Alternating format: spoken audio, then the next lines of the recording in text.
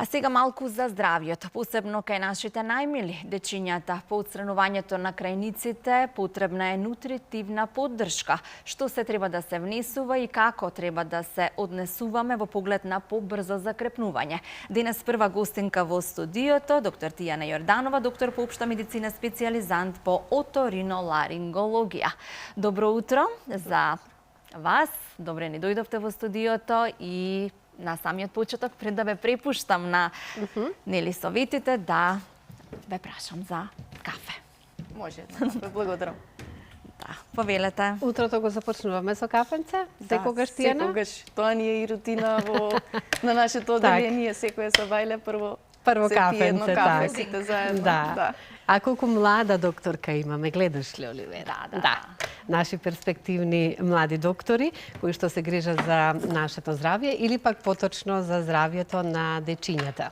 И на самиот почеток на утринската програма споменавме дека многу честа појава се проблемите со крајниците кај дечињата и токму за тоа ќе разговараме ова утро, но и од мене добре ни дојде за прв пат така. Да, за прв и пат. драго ми е што си дел од нашата утринска програма и ќе зборуваме токму на оваа тема. Кафето ќе го подготви мојата колешка Оливера. За добре дојде. Со оглед на тоа дека кажавме сме прв пат. Ајде сега да преминеме на темата која е многу важна. Како што кажавме, за жал многу често појава е. Отстранувањето на крајниците е една од хируршките интервенции кај дечињата, меѓутоа вие сте тука како доктори, нели, после оперативниот зафат да се грижите токму за нив. Сега, како се изведува оваа интервенција и на каков начин? Значи вака, ние во нашата болница користиме најнов апарат кој што се нарекува микролайн за вадење на крајници.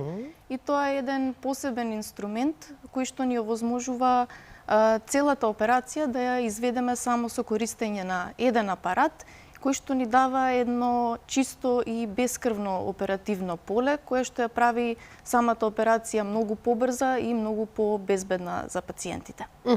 А од кога се практикува токму овој начин кој што сега го споменуваме? Овој метод веќе го користиме некои 3 до 4 Што значи сепак е нешто релативно поново во медицината? Секогаш гледаме да ги користиме нормално најновите, најбезбедните методи за колку трае овој оперативен зафат? Оперативниот зафат е релативно брз. Еве го кафенцето. Благодарам. За вас, повелете. Благодарам. Самата интервенција е релативно кратка, таа трае околу 15 до 20 минути. Компликации се јавуваат ли при оперативниот зафат, било какви, од каков вид, зависно или од пациентот, со што и на каков начин се соочува со проблемот со кој што го носи со крајниците? Така, самата интервенција е рутинска интервенција и таа многу често се изведува во нашата болница и таа е најчесто изведуваната интервенција од страна на докторите оториноларинголози. Така што во самата интервенција и немаме некои компликации, докторите се сите многу искусни за безбедно и правилно да ја изведат интервенцијата. Меѓутоа, главниот предизвик лежи во постоперативниот период, односно после операција во закрепнувањето. Тоа значи операцијата е мощна лесна, се изведува лесно, меѓутоа после операцијата е важен пристапот и главниот предизвик. Тијана, нема се надевам да се налутиш да споменеме и тоа затоа што си разговаравме нели во холот на Алфа, така велам, затоа што зборувавме и за тоа нели кога те прашав зошто во животот, еве млада докторка си ни, се одлучи токму за оваа професија и како мали, нели, кој збор требаше прво да го погодиме, оториноларингологија беше предизвик за сите нас, како дечиња, меѓутоа кажа дека и ти си се соочувала со тој проблем и затоа си се решила токму во овој правец на медицината. Како мала имав многу чест проблем со крајници, со појава на ангини, болки во грлото. И тоа мислам дека беше една од причините зашто и јас сакав да се одлучам за оваа професија. А дали постојат деца што се раѓаат со природно зголемени тонзили? Да, има деца кои што имаат природно многу големи крајници и тие им прават главно проблеми во дишењето. Дури кога прават проблем крајниците, некои доктори велат подобро да стојат, да заштитуваат. Така, тоа има до некаде улога, меѓутоа главната функција на крајниците е во првата 1 година до 2 години од животот, бидејќи тогаш детето за прв пат доаѓа во контакт со надворешни бактерии, вируси, почнува да му се развива имунитетот. Така да во тој период тие имаат улога за закрепнување за развој на имунитетот. А потоа и немаат некоја функција затоа што такви лимфни чворчиња во устата, во околу респираторниот тракт, околу дигестивниот тракт ги има голем број, така што и тие после превземаат улогата исто како и крвниците. И ти се реши да помогнеш. Да, помогнеш токму во тој правец затоа што самата на своја кожа се почувствувала како е. Сум видела како е да се има проблем со крајници и знам кој е бенефитот од вадење на крајниците. Интересно, затоа сакав и да го споменеме, меѓутоа и многу хумано од твоја страна. Сега, ајде кажавме многу е лесен, оперативниот зафат кој што се изведува, се разбира, во Систина и оној метод кој што го споменавме. Меѓутоа, многу е сега важно постоперативно. Како треба ние сега да се грижиме за пациентите и на каков начин, затоа што кога оперираме крајници, многу е важна исхраната, нутритивните вредности кои што треба да се внесуваат. Што правиме тогаш и колку е временскиот период за пациентот повторно нормално да почне да се функционира и да се храни? Значи вака, закрепнувањето после вадењето на крајници трае околу 2 недели. Прво ложите, односно местото каде што биле крајниците од кога ќе се извадат, се препокриваат со еден слој на фибрински налепи. Тоа се едни како беличасти налепи кои што ги обложуваат ложите каде што биле крајниците. И првите денови тие почнуваат да се задебелуваат, за околу 6-7 ден тие самите почнуваат да се одлупуваат, да паѓаат. И веќе околу 10 до 14 дена имаме едно комплетно заздравување на ткивото, регенерирање на ткивото и тука више може и пациентите да се вратат и во нормалната исхрана, веќе немаат болка. Но кога се работи за дечињата, тие се по-нежни, посетливи, меѓутоа кажавме дека сепак повозрастните ги имаат оние поголеми проблеми со кои што се соочуваат кога се вадат крајниците, кај децата е полесно. Зошто е полесно кај дечињата? Вака, децата после секоја хируршка интервенција, не само вадење крајници, после секоја повреда имаат многу поголема способност за регенерација и за заздравување на ткивото. Едноставно процесот на закрепнување кај децата оди многу полесно. А и тие самите мислам дека многу побрзо забораваат дека се случило нешто, дека биле оперирани, забораваат и се враќаат во своите секојдневни активности и кога се фокусирани на нешто друго, не размислуваат толку на болката и на операцијата. Но сигурна сум дека тоа е многу важно и од начинот на кој што вие го имате пристапот кон нив. Секако, да. И самата вештина на хирургот и методите кои што ќе се користат во текот на операцијата се многу значени за тоа колку брзо и како ќе оди закрепнувањето. Закрепнувањето, така. После оперативниот зафат, колку време се лежи во болница? После самата интервенција, децата остануваат уште 2 дена во болница, најчесто со кратко време, најчесто со еден од нивните, мислам секогаш со еден од нивните родители. И во овој период ние можеме да следиме како ни заздравува ткивото, да го следиме нивното закрепнување и да менаџираме со болката, да даваме лекови против болка, кој што е и најсилна во овие први 2 дена после интервенција.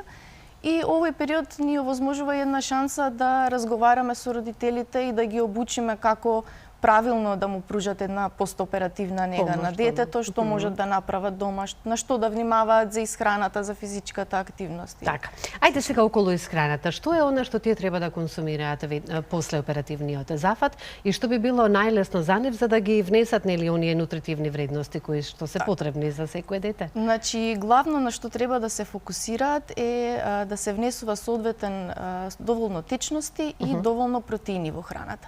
Хидратацијата е многу важна во постоперативниот период. Верувам, Ние препорачуваме да се внесуваат најмалку од 1 до 2 литри на течности секој ден во првите 2 недели после операција.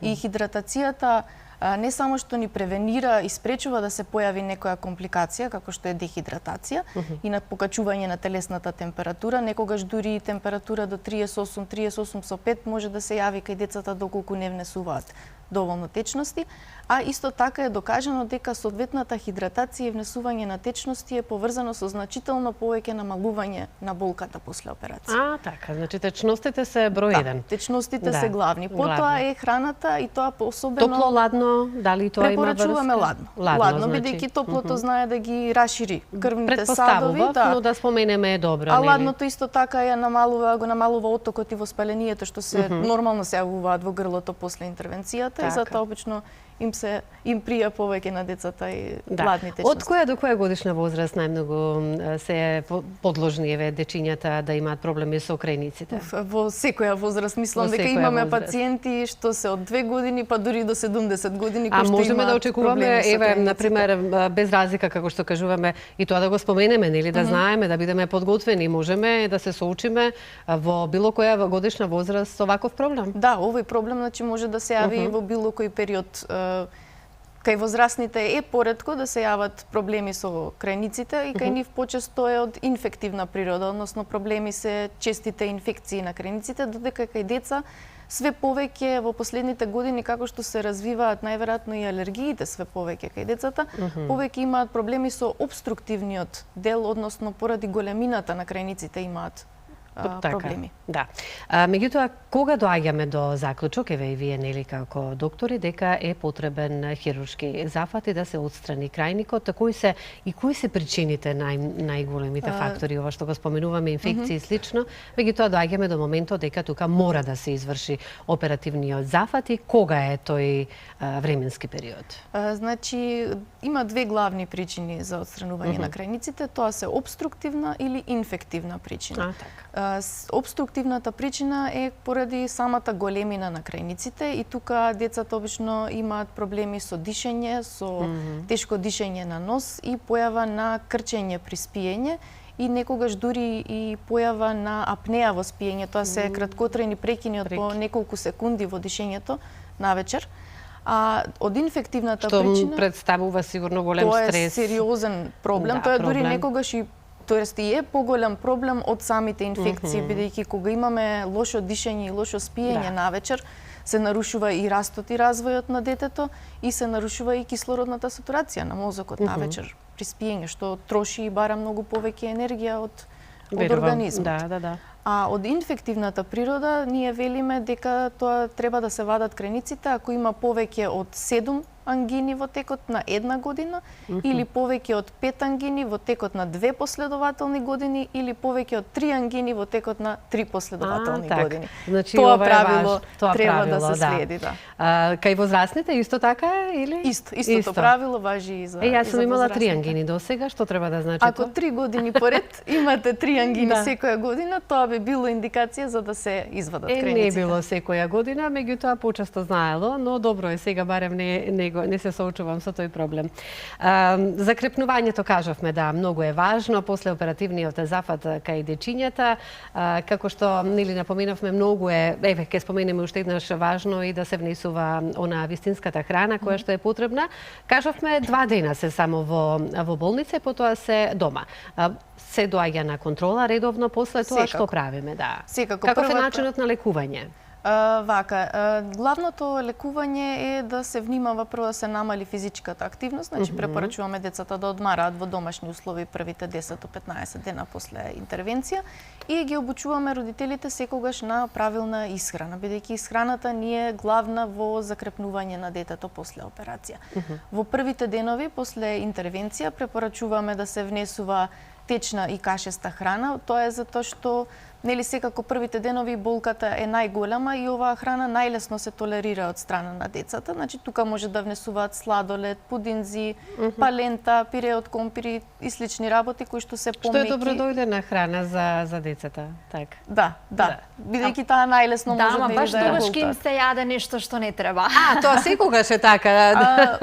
Сега според новите истражувања сметаме дека и не треба толку да се плашиме од храната после операција. Значи, единствено што треба да се внимава е да не се внесува некоја екстремно цврста или тврда храна. Меѓутоа, веќе после 5-тиот, 6-тиот ден дури се препорачува да се внесе храна која што треба да се џвака.